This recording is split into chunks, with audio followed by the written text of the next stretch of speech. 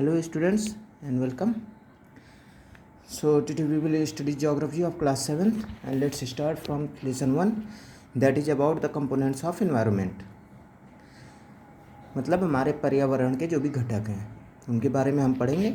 हम समझेंगे इस लेसन में कि हमारा पर्यावरण क्या है और पर्यावरण के घटक क्या हैं, पर्यावरण किन चीज़ों से मिलकर के बना है, पर्यावरण के प्रकार वगैरह ये सब हम लोग समझेंगे। स्टूडेंट्स, इम्पॉर्टेंट टर्म्स जो दिए हुए हैं इनको आप लोग अपने फेयर कॉपी में नोट डाउन कर लीजिएगा और लर्न भी कर लीजिएगा। So now let's start. Environment.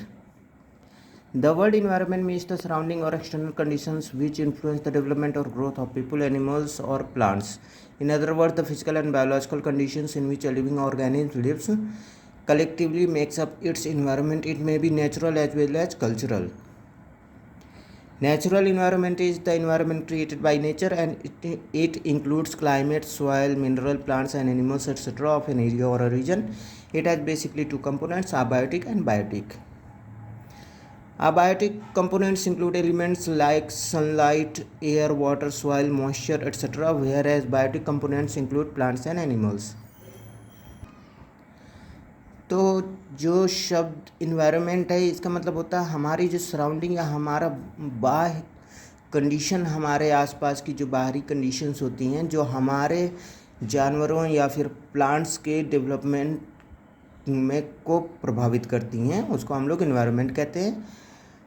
दूसरे शब्दों में वो भौतिक या जैविक कंडीशंस जहाँ पे कोई लिविंग ऑर्गेनिज्म रहता है, मतलब जीवित चीज़ें रहती हैं, जीव रहते हैं, वो सब मिल करके इन्वायरमेंट का निर्माण करते हैं। ये आपका प्राकृतिक भी हो सकता है और कल्चरल भी हो सकता है। प्राकृतिक इन्वायरमेंट जो होता है वो इन्वायरमेंट नेचर द्वारा बनाया जाता है और इसमें आपका climate, soil, minerals, plants, animals ये सब आते हैं किसी एरिया के या किसी एक क्षेत्र के। इसके दो घटक होते हैं, अबायोटिक जो कि हम लोग निर्जीवों के लिए यूज करते हैं और बायोटिक जो कि हम लोग सजीवों के लिए यूज करते हैं। जो अबायोटिक यानी निर्जीव घटक होते हैं उनमें आपका sunlight, air, water, soil, moisture etcetera आते हैं, जबकि जो बायोटिक यानी सजीव घटक होते हैं उनमें आपकी जो जीवित चीज़ें जैसे कि प्लांट्स और एनिमल्स ये आते हैं। Both the components of environment, that is abiotic and biotic, are inseparable and interact with each other all the time. If any change occurs in physical or natural environment, it leads to changes in the biological environment as well. Changes may take place in the environment slowly as well as abruptly. तो हमारे environment के जो दोनों ही घटक हैं abiotic और biotic, इन दोनों को एक दूसरे से अलग नहीं किया जा सकता। ये दोनों ही एक दूसरे से इंटरेक्ट करते हैं और एक दूसरे के ऊपर डिपेंड हैं।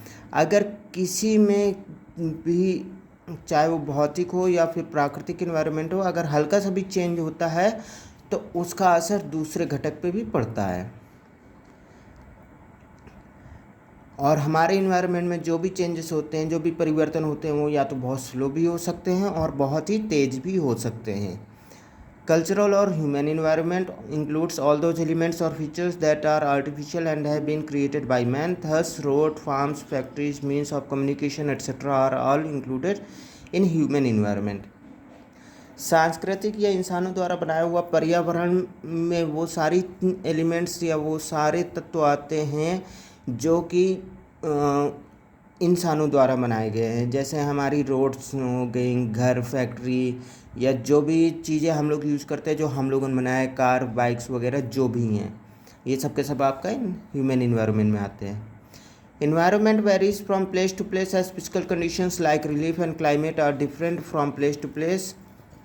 It largely determines the modes of life of people in a region. Differences in food, clothes, shelters and economic activities are reflected by the differences of natural environment.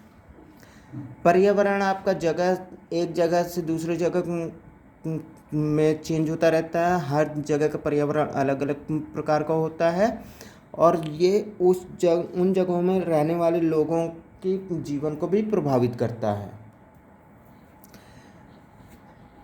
अलग अलग जगहों में रहने वाले लोग होते हैं, तो वहाँ के पर्यावरण या एनवायरनमेंट के अकॉर्डिंग उनका खाना पीना रहना ये और इकोनॉमिक एक्टिविटीज आर्थिक गतिविधियाँ वगैरह ये सब वहाँ के पर्यावरण पे डिपेंड करती हैं। Every component of an organic natural environment is important for its well-being. Any change in its environment affects it.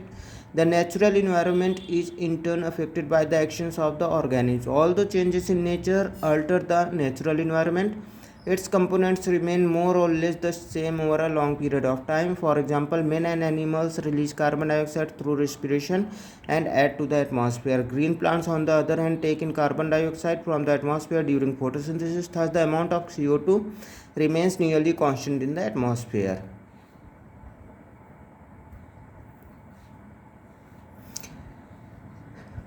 तो प्राकृतिक पर्यावरण के जो भी घटक होते हैं, जो भी जीव होते हैं, वो सब के सब बहुत ही महत्वपूर्ण होते हैं। किसी भी तरह का हल्का से सूक्ष्म परिवर्तन भी अगर पर्यावरण में होता है तो उसका जीवित चीज़ों पे बहुत ज़्यादा असर पड़ता है। ऐसे ही जो जीवित चीज़ें होती हैं, जीव होते हैं, उनकी गतिविधियाँ भी पर्यावरण पे असर डालती हैं। हालांकि अगर प्रकृति में कुछ परिवर्तन होता है तो प्राकृतिक पर्यावरण में भी परिवर्तन होता है, लेकिन जो उसके घटक होते हैं वो वैसे के वैसे ही लंबे समय तक रह सकते हैं जैसे कि हैं। जैसे आदमी, इंसान और जानवर जो है सांस लेने में टाइम जो है ऑक्सीजन को लेते हैं, अंदर लेते हैं और कार्बन डाइऑक्साइड को बाहर छोड़ते हैं। तो वो कार्बन डाइऑक्साइड बाहर जाकर के एटमॉस्फेयर यानी वातावरण में मिल जाती है, और जबकि जो हरे पौधे होते हैं वो कार्बन डाइऑक्साइड को अंदर लेते हैं और ऑक्सीजन को बाहर छोड़ते हैं फोटोसिंथेसिस या प्रकाश संश्लेषण की प्रक्रिया के द्वारा। तो इस तरह से हम देखते हैं कि ये जो कार्बन डाइऑक्साइड की जो मात्रा है हमारे एटमॉस्फेयर में वो लगभग एक जैसी ही रहती है।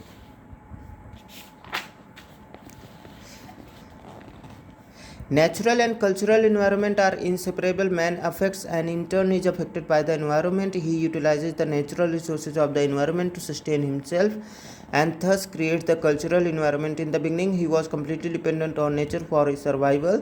Later, he developed skills and modified his environment to fulfill his needs. This way, he changed his natural environment and created the cultural environment. तो प्राकृतिक और गैर प्राकृतिक पर्यावरण जो होते हैं, इन दोनों को ही एक दूसरे से अलग नहीं किया जाता है। इंसान प्राकृतिक पर्यावरण को इंसानी गतिविधियाँ प्राकृतिक पर्यावरण पे असर डालती हैं। इंसान प्राकृतिक पर्यावरण के जो भी रिसोर्सेस, जो भी संसाधन हैं, वो अपने जीवन के लिए यूज करता है और उन संसाधनों का यूज करके वो अपने लिए एक अलग ही पर्यावरण का निर्माण करता है, जिसको हम कल्चरल इन्वायरमेंट या आर्टिफिशियल इन्वायरमेंट या फिर ह्यूमन मेड इन्वायरमेंट की संज्ञा प्रदान करते हैं। शुरुआत में इंसान टोटली प्राकृतिक पर्यावरण पे डिपेंडेंट था, लेकिन जैसे जैसे इंसानों के अंदर स्किल्स डेवलप हुए हैं तो उस प्राकृतिक पर्यावरण को उनके संसाधनों का उपयोग करके पर्यावरण को अपने अनुरूप ढालना शुरू कर दिया, जिससे कि उसकी दैनिक ज़रूरतें पूरी हो सके। तो इस तरह से प्राकृतिक पर्यावरण के साथ साथ इंसानों ने अपना खुद का एक पर्यावरण भी डेवलप कर रखा है। Need to protect our environment, हमारे पर्यावरण की सुरक्षा की ज़रूरतें। Ever since the dawn of civilisation, man has continuously altering his natural environment. His economic activities have led to permanent changes in the environment. These excessive changes have harmfully affected the natural environment of organisms. तो जब से सभ्यताओं का उदय हुआ है तो इंसानों की गतिविधियां लगातार प्राकृतिक पर्यावरण पे असर डाल रही हैं। इंसानों की जो आर्थिक गतिविधियां हैं उनकी वजह से जो प्राकृतिक पर्यावरण है उसको बहुत ज़्यादा डैमेज पहुंच रहा है।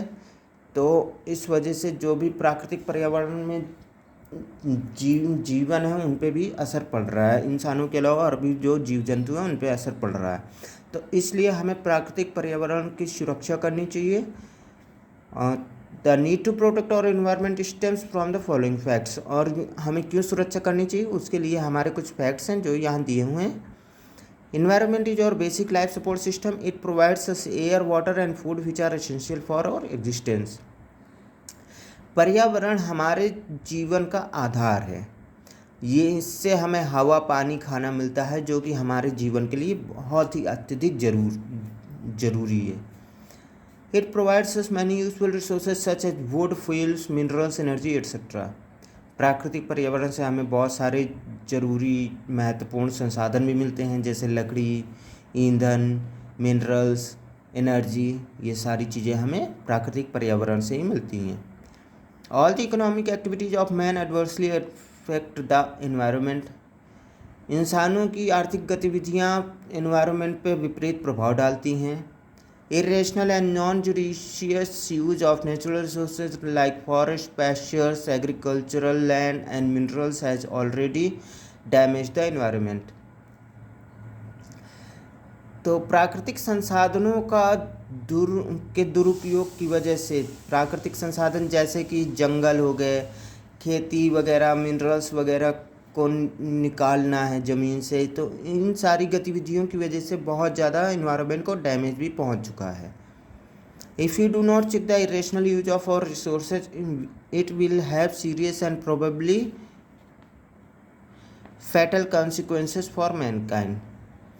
तो अगर हमने अपने संसाधनों का दुरुपयोग बंद नहीं किया तो उसकी वजह से मानव जाति को बहुत घातक नुकसान पहुंच सकता है। So students, that's all for the day. आज के लिए बस इतना ही।